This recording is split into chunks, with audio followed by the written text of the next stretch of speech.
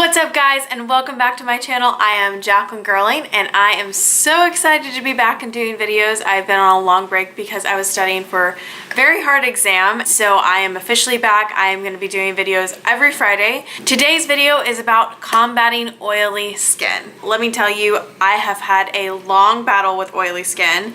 I have also had a long battle with acne, which I am going to share someday soon. I'm going to give my full acne story and my full skin story, but today I just wanted to talk about combating oily skin because it's definitely something that I deal with and I struggle with, and I have found some things that have really helped me in the last year, and so I wanted to share those things with you guys. So to kick off 5 Tip Friday, let's go off and talk about 5 tips to combating oily skin.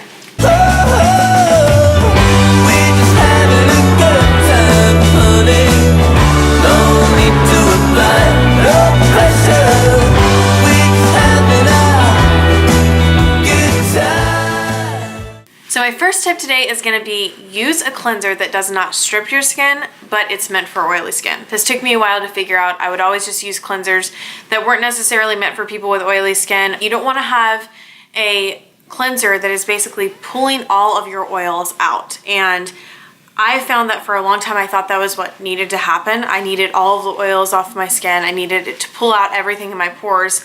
And while it does need to cleanse your skin really well, if you're stripping your skin of its natural oils, it's actually going to want to produce more oils.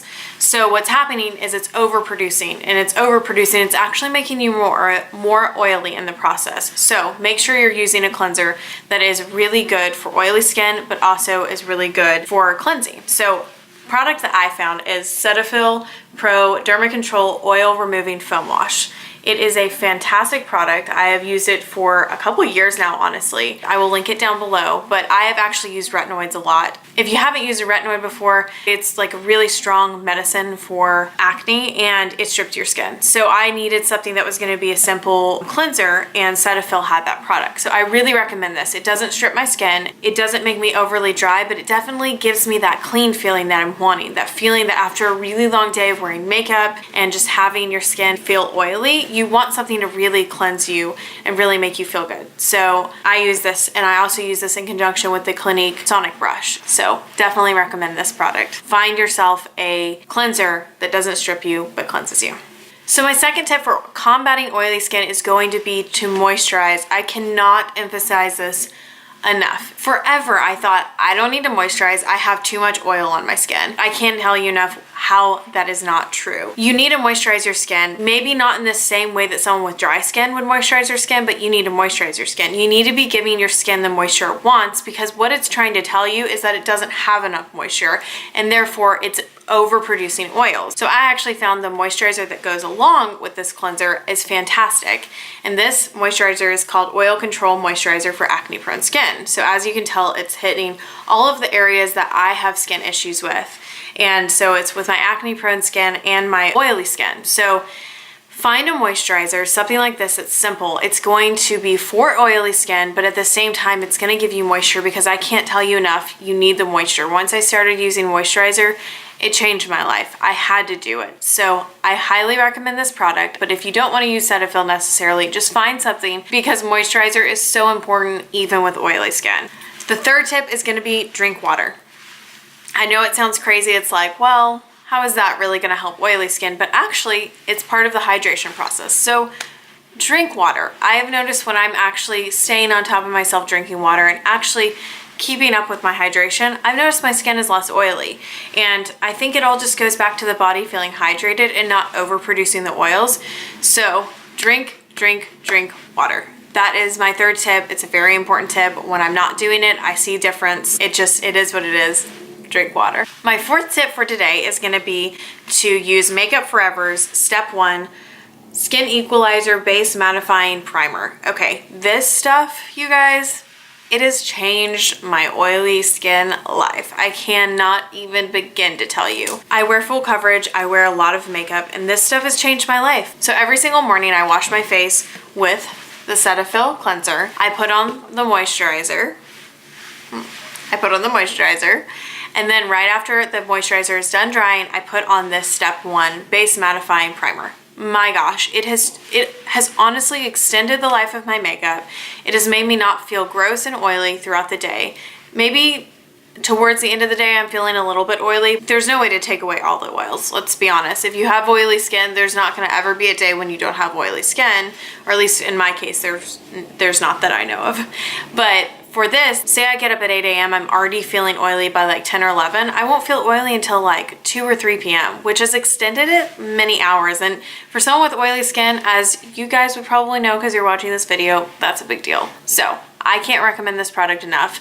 Use it, try it, it's amazing. That's just all I have to say. It will change your life. So just in case any of you guys are wondering what foundation I use along with this, I actually use Makeup Forever's foundation, the Matte Velvet foundation, and I find that they work really great together. The main key to it is that every day I use a wedge sponge. Basically what I have to do with that is I just have to do like it in a blotting motion to put on the foundation, because I find if I do it in this kind of motion, I find that it smudges really weird and sometimes it can cake out. Basically, be careful, work with it. After the first try, if it comes out really weird on your makeup, don't give up on it. Just try it a couple times, because it can be cakey, but not if you do it the correct way. I found that it works amazing if you work with it. So that's my tip for that. And then my fifth and last tip for today is gonna be really, really strange. Yeah, it's really odd actually, but it's something I found works. So I have tried all of the oil blotters that you can imagine, and I find that they really don't work that well. I find that I still feel oily after, and then I have like little missing marks of my makeup. I don't know if anyone else feels that way about oil blotters, but they just don't work for me, honestly. I don't like the way they feel, and I'm so oily that it takes like one little sheet on half of my face, and so the whole process doesn't work well. So over time, I've weirdly found an oil blotter that works, but bear with me when I say it's a Starbucks napkin. I know, it's really odd actually, but I have found that it absorbs all the oil really well and it doesn't take off my makeup. So, and it's free, because every time I go and get a coffee, which is very regularly, I just grab a few extra napkins and then I have my oil blotters for the week. It's very strange, I know, but try it if you have oily skin.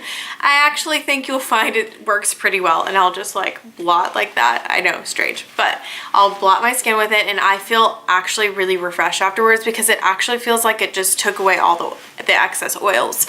And so it works really well. So those are my 5 tips for combating oily skin, and I am so glad that you guys have watched this video today, and I hope these have helped you in some way.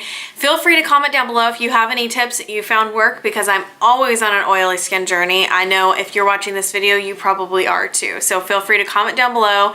Give me any video suggestions for my next 5 Tip Friday. Every Friday I'm doing videos. Sometimes I'm gonna do 5 Tip Fridays, maybe some other videos. We'll see what's to come, but I hope you guys will subscribe and comment and like if you like this video, and make sure you follow me on Instagram at @JackGirling, and I will link that down below as well. But thank you guys for watching, and I hope you have a fantastic weekend, because after all, it is Friday.